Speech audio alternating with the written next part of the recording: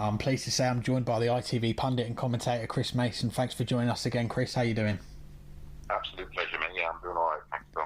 Good to hear. Well, I was looking back. We last had you on the show back in April. Feels like a long time ago now, early on into the lockdown here in the UK. How did you find the whole lockdown?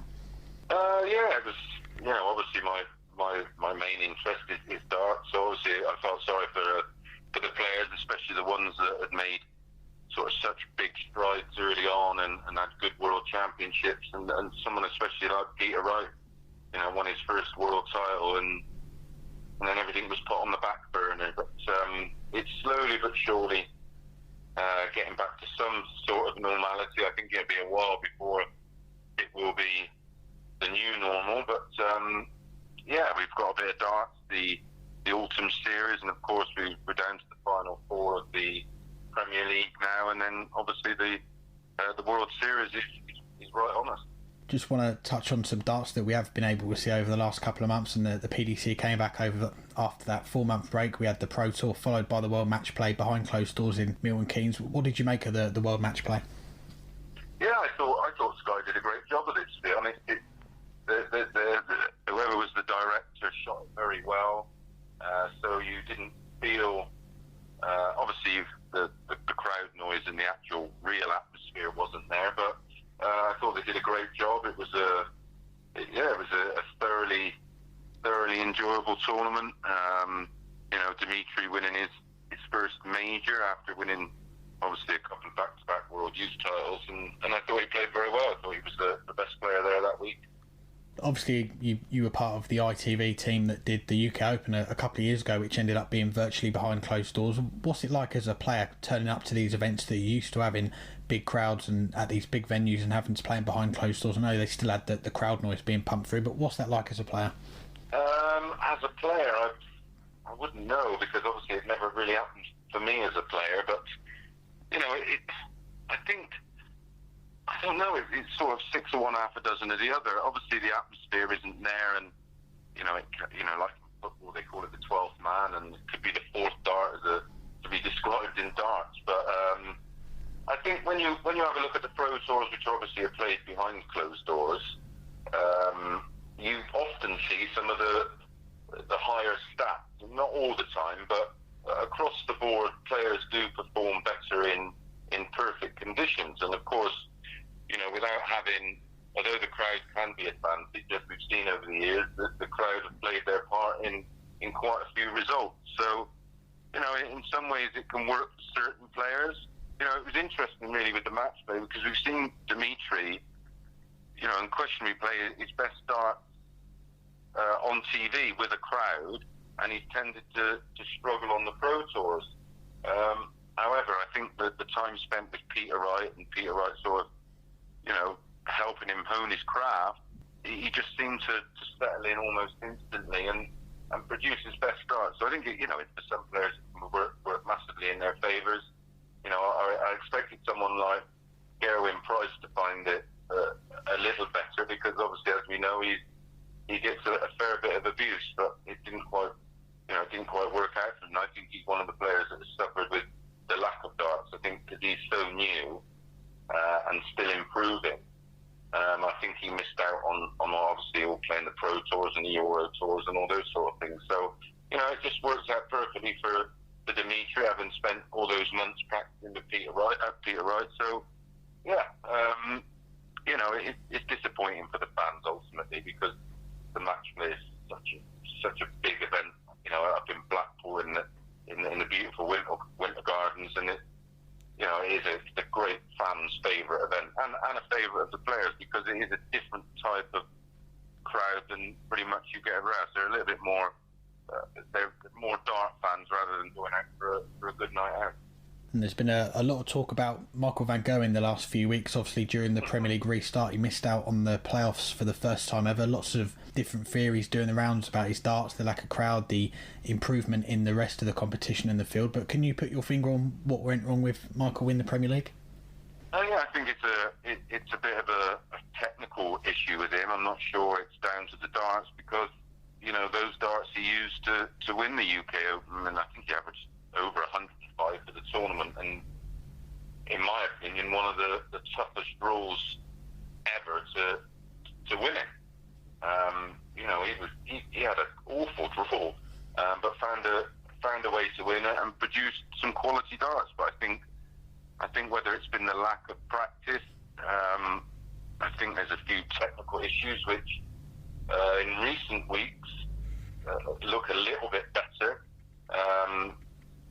And of course, he has changed yet again. He was using some black darts recently, which, again, they've worked on Winmore, a great company in terms of making small adjustments. But, if he doesn't have the confidence in his equipment, then it's always going to be very, very tough for him. But, it's not, you don't write them off as my job as a pundit is to have an opinion. And I base my opinion on what I see. He's far from, he's a long way off being finished. He's still going to win lots more titles. There's no doubt about that. But, I think you touched on a good point. I think if his game is not, if he's not averaging those 110s, 112s, 115s, there's a lot of players behind him that can average 105s, and that's enough. That's enough to beat pretty much any performance out there. So I think it's a combination of many things, the lack of competitive games for him, and the fact that there's a lot of good players around who maybe are not as scared of him as they used to be. And on the flip side, Glenn Durrant becoming only the third player to finish top of the Premier League, and another debutant, Nathan Aspinall, making the playoffs too. We've also got Peter Wright and Gary Anderson in there. I know it's still a little while away. We've got a few more events to go before the playoffs, but how do you see them playing out? Yeah, I mean they're both proven winners, aren't they? So there's no, the whole four of the lineup there, they're all proven winners. So it's obviously a shock not to see Michael there, but if you consider everything involved with the new manufacturer, the fact that he's not been playing anywhere near his best and his lack of, competitive darts, it's still a little bit of a shock, but, and again, no crowd and everything else, it's not massive, just sort of one of those things. But I think the lineup, the final four are going to give us a great end to a great tournament. The Premier League finals night is always a special occasion, and let's just hope there can be some crowd in at the O2 if that's where it ends up being played, because it's always it's a great atmosphere, and it's a great end to a bit of a slog. Let's touch on this weekend then, and we're going to see you back on our screens for ITV for the World Series finals. We had Stuart Pike on the show a few weeks ago, and he said that the ITV team, you won't be heading out to Austria this weekend. Did you sense that was what was going to happen given what's going on at the moment? Well, I was a little shocked that we weren't going out there, but again, totally understandable. They have to, what they have to protect the staff and everything else. But if they'd have asked me, do I want to go, I would have 100% gone. But sadly, we'll be doing it from a studio. There will be a crowd there, which is going to be great, and hopefully it doesn't. We're just part of the package, but I'm sure it'll be a great tournament.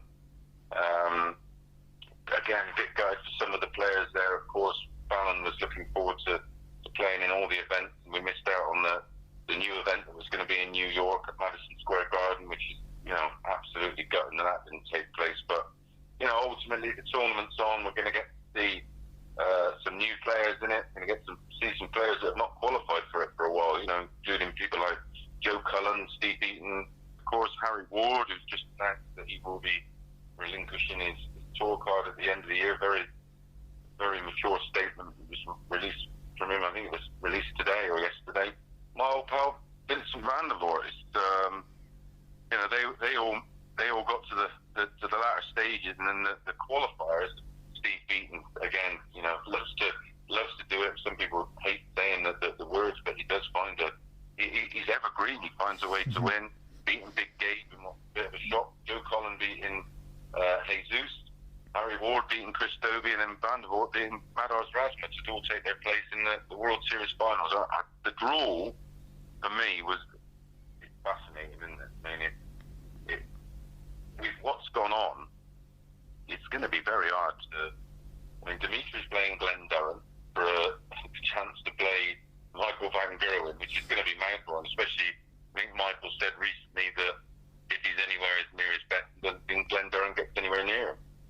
Fallon Sherrick against Jeff Smith. Jeff Smith's out of sorts at the moment. Ratajski against Mensa Silovic. Winner playing another player who's struggling at the moment in the Autumn Series, Michael Smith. Whitlock against Beaton, another one. That's a coin flip for me.